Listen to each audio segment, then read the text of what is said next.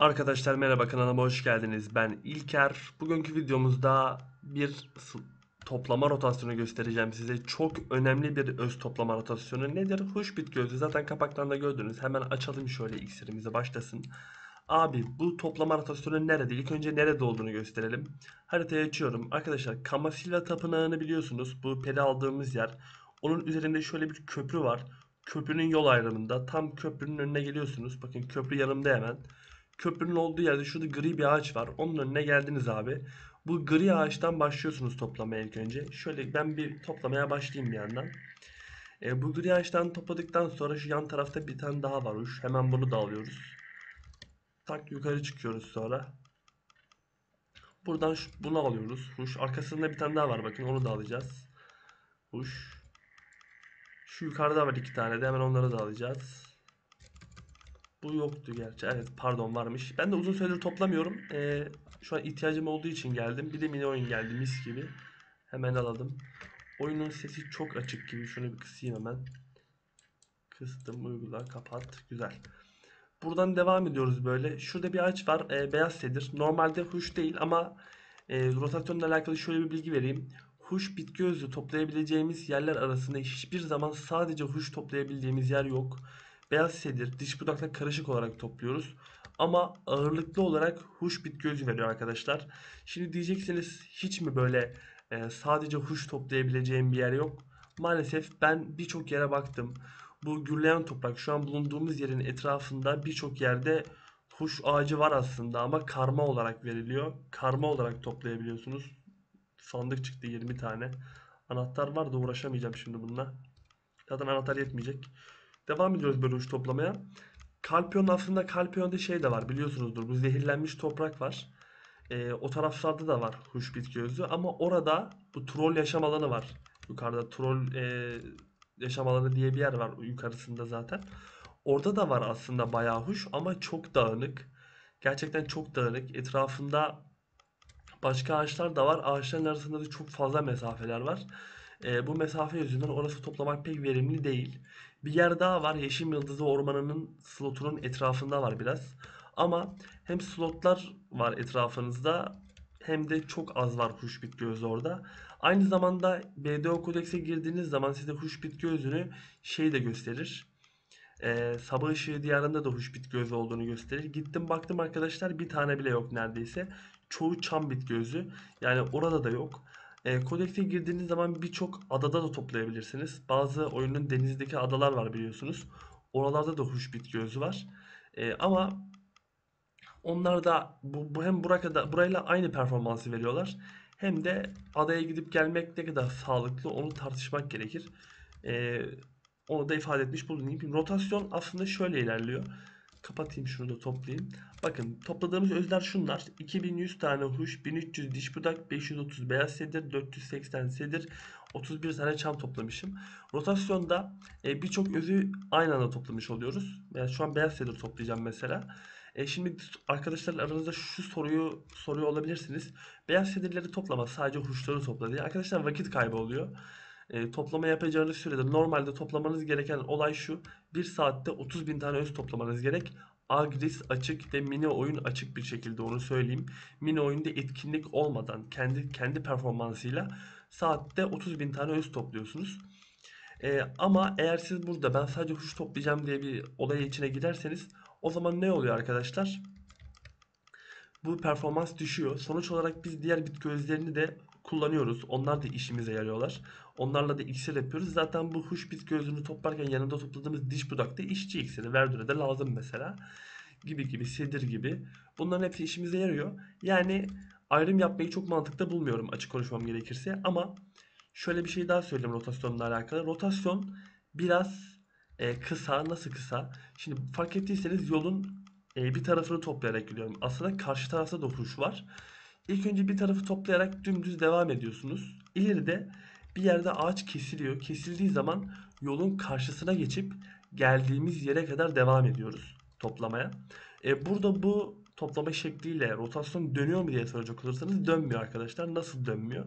Dönmekten kastımız şu: yani ben şimdi buradan geri döndüğümde, ilk topladığım ağaca gittiğimde ağaçtaki sıfırlanmamış olacak ağaç. Benim o ağacı toplayamayacağım. Onu beklemem gerekecek. Tabii ki beklemeyeceğiz. Sunucu atacağız. Sunucu atma olayı da şöyle oluyor. Tabii şunu soruyor olabilirsiniz. Sunucu atmak belli bir bekleme süresi var. Nasıl olacak diye soruyor olabilirsiniz. Arkadaşlar zaten burayı toplamanız 5 dakika sürüyor ortalama olarak. O 5 dakikada sunucu bloğa kalkmış oluyor. Ki bir klandaysanız zaten klanın da kendine göre şey oluyor.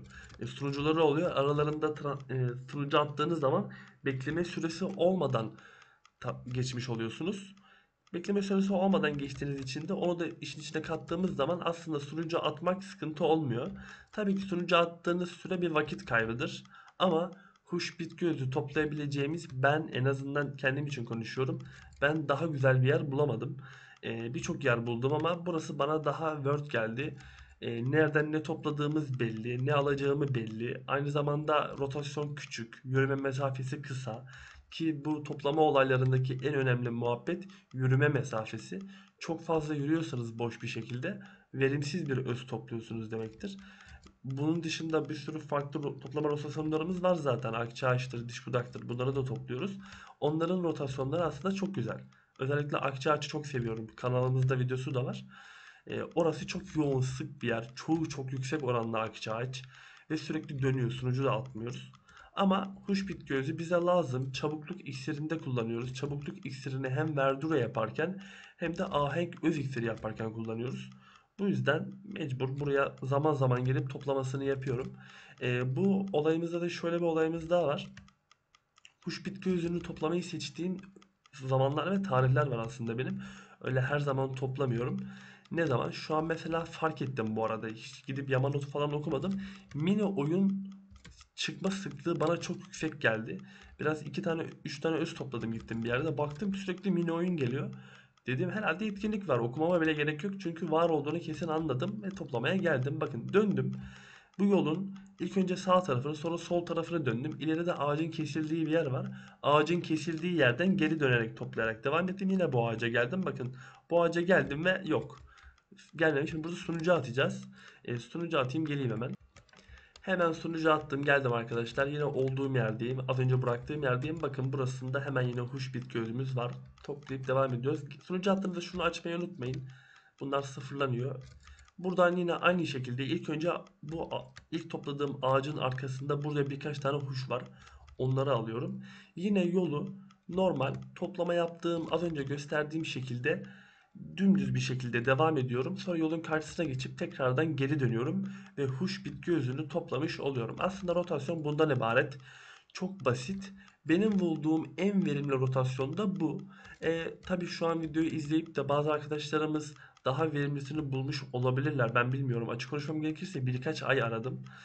Ancak bence en verimli ve mantıklısı bu geldi bana. Sonuç olarak burada almış olduğum özlerin de hepsi birbirinden değerli. Bakın 3400 huş 1500 diş budak olmuş. 3400 huş oranı bence çok iyi. Sedir bitki özü veriyor. Lazım zaten. Beyaz sedir bitki özü 28K. Ben çok kullanmıyorum ama bir yerde işe yarıyordur. Mutlaka kullanırım. Diş budak bitki özü zaten yani sınırsız. Ne kadar varsa o kadar iyi.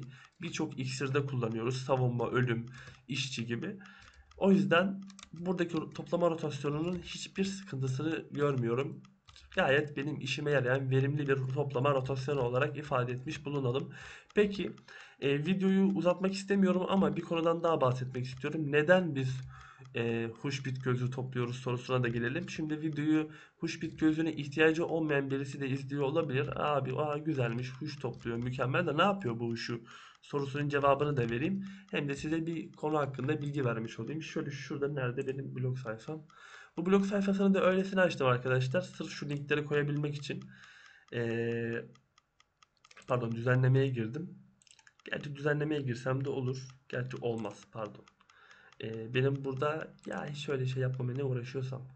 Şurada bir tablo göstereceğim arkadaşlar size. Bu tablo aslında bu blog yayınında var. Bu arada blog yayınındaki düzeltmeleri de yaptım. Birçok arkadaş bana dönüş yapmıştı. İşte söylüyorlardı çok reklam çıkıyor gibi gibi gibi. Kısaltmayı kaldırdım. Direkt doğrudan e-tablo linkine gidiyorsunuz. Oradaki şeyi de düzelttim arkadaşlar. Ee, Gidip görüntüleyebiliyorsunuz, yorum yapabiliyorsunuz ama düzeltme yapamıyorsunuz. Düzeltme izni veremem çünkü düzeltirseniz birçok arkadaş sizin yaptığınız düzeltmeleri görmüş olacaklar. Şurada ahenk öz iksirini açalım. Arkadaşlar bir tablo hazırladım. Bu tabloyu normalde ahenk öz iksiri videosu çekecektim. O zaman atmayı planlıyordum ama bu huş bitki özünü niçin topladığımızı da bilmenizi istedim. Arkadaşlar burası ahenk bitki özüyle ahenk öz iksiriyle alakalı bir tablo. Bu tablodaki şurada gerekli malzemeler yazan yerdeki mesela sükunet diyor 2000 diyor. İmparator mantarı 1000 diyor. Bunların hepsini toplarsanız elinizde çıldırma, yozlaşma, potansiyel, adaptasyon ve hiddet öz iksirini üretecek malzemeler elde etmiş oluyorsunuz.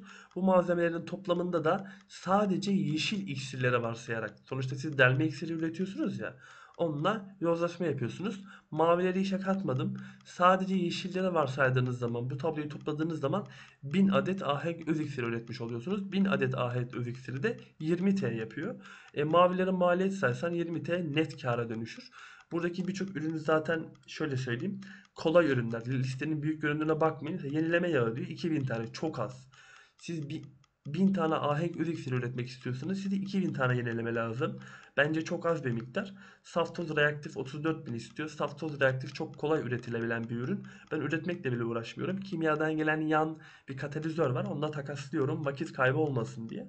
İşte burada huş bitki özü istiyor. Bakın 14.000 tane huş bitki özü istiyor. Bunu niye istiyor? Burada çabukluk iksiri var arkadaşlar. Bakın çabukluk iksiri. Bunun dışında bir iki iksir daha istiyor zaten.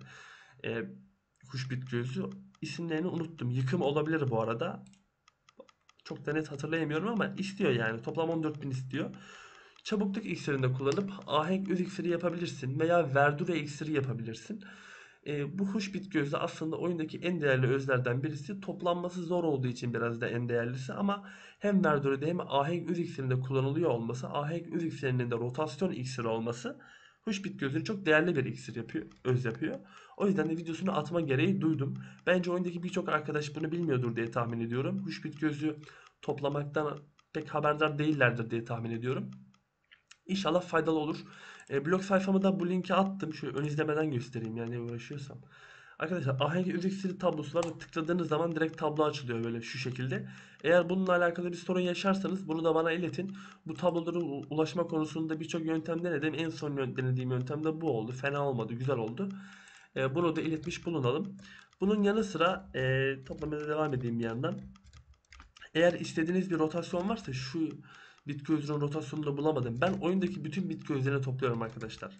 Aklınıza gelebilecek çünkü benim şu ana kadar videolarımı izleyen birçok arkadaş biliyordur ki ben toplama yaparken kimya yaparken en ufak şeyi bile toplama taraftarıyım. Toplarken çünkü hem ihtiyacım olan ürünü elde ediyorum hem de toplamadan gelen yanlar bana bir gelir sağlıyor sonuç olarak. Kaprasıdır işte keskinidir, osudur, busudur. O yüzden ben toplama taraftarıyım ve oyundaki bütün bak birçok demiyorum hangi özü istiyorsan küt diye atarım videosunu. Hepsini topluyorum çünkü Tujua, Karovası, işte diş budak akçaç zaten var. Sedir, beyaz sedir. Aklınıza gelecek her öz bende mevcut. İhtiyaç dahilinde istek gelirse atarım ancak. Çünkü bu videolar çok izlenecek videolar değil. Ama insanların da bunlara ihtiyacı olduğunu düşünüyorum. Aynı zamanda bir video tablo atarken şimdi mesela ben şu ahenk tablosunu yaptım ya. Ahenk eliksiri tablosunu. Ben mesela buraya birçok tablomdan arkadaşlar bilir. Mesela burada kuş bit gözü 14.000 diyor. Şuradaki boşluğa kendi videomun linkini koyuyorum. Kuş bit gözü toplamak için şuradaki boşluğa koyacağım zaten ileride. Bu videoyu da o yüzden çekiyorum. Oraya koyacağım. Bu videoyu işte kuş bit gözünü nereden toplayacağınızı tabloya bakan arkadaş doğrudan görsün diye.